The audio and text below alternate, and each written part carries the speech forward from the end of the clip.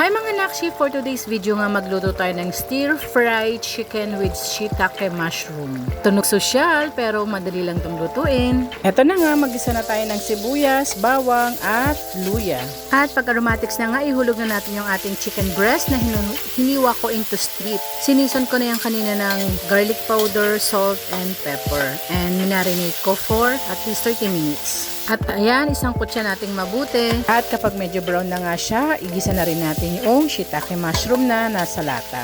Then, lagyan natin ng toyo, around 2 tablespoon lang.